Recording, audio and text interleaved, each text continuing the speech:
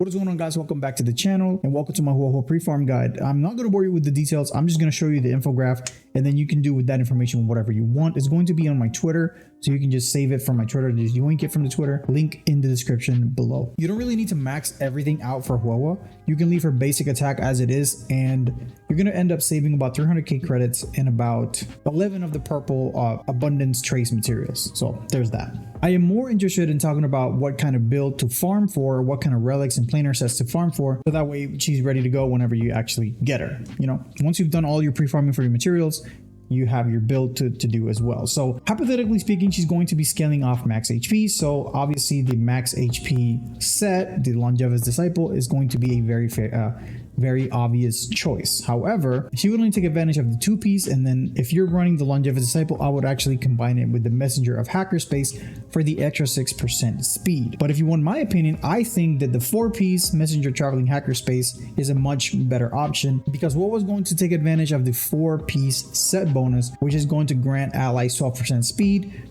whenever she does her ultimate, and then her ultimate is just going to be a jack of all trades. Is going to provide attack, speed, and also energy regen, which is essentially a mini Ting Yun ultimate for everyone on the team, which sounds insane and crazy, but that is pretty much what it is. Also, another cherry on top is that you farm these two at the same time, so that is perfect. You can just mix and match them two, or you can just, if you get lucky and you get a usable 4 set bonus of the Messenger, just go with that. But if you're gonna run split sets, then 2-piece of these and then the 2-piece of Passerby of Wandering Cloud is also good for the 10% outgoing healing. And if for abundance characters, I liked to have a little bit of tankiness, so a 2-piece Guard of Weathering Snow for the 8% damage reduction is also very nice. But for me, in my opinion, the best in slot is going to be the 4-piece Traveling Messenger Hackerspace, because this just makes HuoHuo's ultimate just completely broken. As far as planar sets, an obvious choice is going to be the Fleet of the Ageless because of the max HP increase and also the attack increase that she gets for her allies, very synergistic with her kit.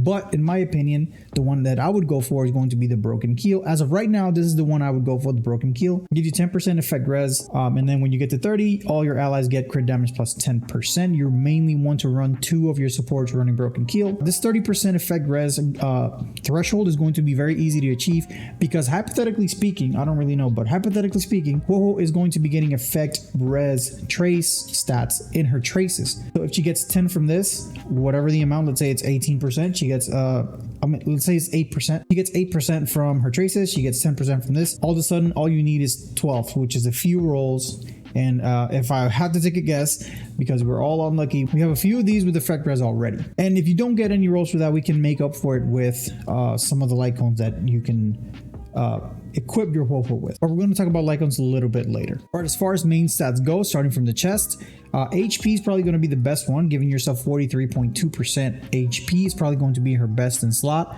Also, outgoing healing with the 34 is also very, very nice, depending on what your substat rolls are, because you need a lot of HP rolls if you're going to make up for this 43% loss right here. As far as boots, obviously HP is a really, really nice choice depending on what you're running on your substat rolls. If you have enough speed on your substat rolls, then you can run HP boots, but speed boots to me are always better because it makes it just easier to build a good speed support unit with speed boots. So just HP or speed, nothing else. As far as planar, there's only one real option here, is going to be the HP, and that is because you really can't afford to not have any HP main stat relics in your build unless you have crazy rolls of HP percent on your substats. That's the only exception. If that happens to be the case, then you can run a defense orb, but honestly, just running an HP orb is probably just going to be better overall. And then as far as the rope, in my opinion, the only option is going to be the energy regen rope, because her ult is just so crazy that you want to spam it as much as you can. And when the energy regen rope and a few other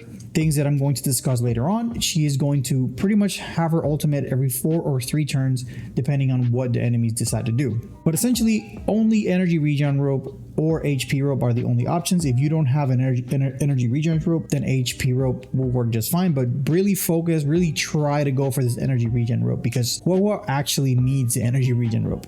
Now that we finished talking about the main stats, the substats that you want to focus on are probably going to be HP percent, speed, defense, and then effect res. You really don't want to do anything else. She doesn't need effect hit rate, she doesn't need crit, she doesn't need crit damage, she doesn't need break effect. So just HP is the main one, speed, defense, and then effect res, because you don't want her to get controlled, because she's going to be the one that's going to keep your team alive. So the perfect relic for her will look something along the lines of HP percent, speed, effect res, and what is the other one? Defense. So that's what you want. We already talked about what to farm for Bailu's traces. We talked about what to farm for Bailu's relics and planar sets and substats and main stats and all that jazz. I want to touch a little bit on the relics because it's also important, and you also need to get these relics ready. If you have a Bailu signature LIGHTCONE laying around, it's really nice because it gives you max HP, and it also gives you outgoing healing, which are both things you need to heal more when it comes to HuoHuo's scaling. This secondary part, when it comes to the damage and that stuff, we don't really have that data until we get HuoHuo's official numbers released, but we will, I guess we'll figure it out. But this one is good just for the healing aspect of it, as it is. I'm not going to be talking about this one, the Luocha LIGHTCONE. We don't need attack, so it is what it is. And also Quid Pro Quo, I don't really like it. It's just too, I don't know, to me it's just bad. I don't know. I don't like it on any healer, so whatever. I'm not going to talk about Quid Pro Quo, not going to talk about Luocha LIGHTCONE. This one is the Battle Pass LIGHTCONE. Is really nice. It gives you max HP, and it also makes her heal when he uses her basic or her skill, which she already heals on her skill, but a little bit extra healing with her skill never hurt anyone. So this is a really nice LIGHTCONE when it comes to healing aspects as well. Again, it gives you max HP, which is always welcomed.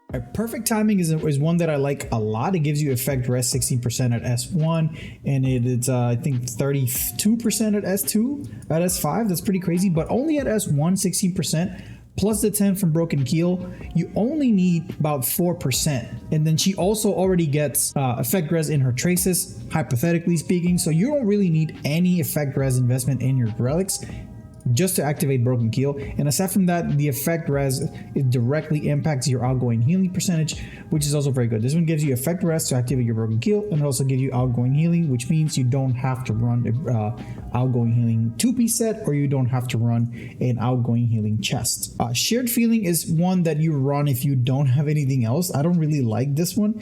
Gives you outgoing healing by 10%, which is kind of good, but the energy regen rate, the 2 energy for all, I don't really like it. It's just not that much. If I'm going to use Shared Feeling, I'd rather use Perfect Timing. The one that I'm going to be recommending the most is going to be Post-Stop Conversation. And I understand this part right here where her ultimate increases outgoing healing by 12%. I understand it doesn't apply to her. Her ultimate does not heal. I don't care about that. I care about this energy regeneration rate right here. If you have this bad boy at S4 or S5, you're going to be getting a decent amount of energy regeneration. And let's say it's a S5, it's 16%. You add the rope, which is 19.4. That's already 35.4. And let's say we're getting a planar ornament that gives us an extra 5. That means we're sitting at 40.4% energy regeneration rate. What did this mean for HuoHuo? If she has a 140 energy ultimate, she goes from having to use a skill, basic, skill, basic, ultimate, which is in total 7 actions, but 6 turns. She goes from that to just skill, basic, skill, and then ultimate. So it's already, it cuts down 2 whole turns just because you have the energy regeneration at 40%. And this could go even lower if the enemy they all decide to attack HuoHuo. If she just gets, gangbanged by like a bunch of enemies, then she gets a lot more regeneration. And this is very important for her because her own LIGHTCONE, I guarantee, is going to have energy regeneration because she desperately needs it. Her ultimate is that good. You need to be firing off that ultimate as much as you can with her. So this LIGHTCONE right here is going to be my main recommendation if you're not pulling for her signature LIGHTCONE. And that is going to be my HuoHuo pre-farm guide, kind of like analysis, like preliminary pre-farm analysis. Let me know what you guys think in the comment section below. And until next time, guys, see ya.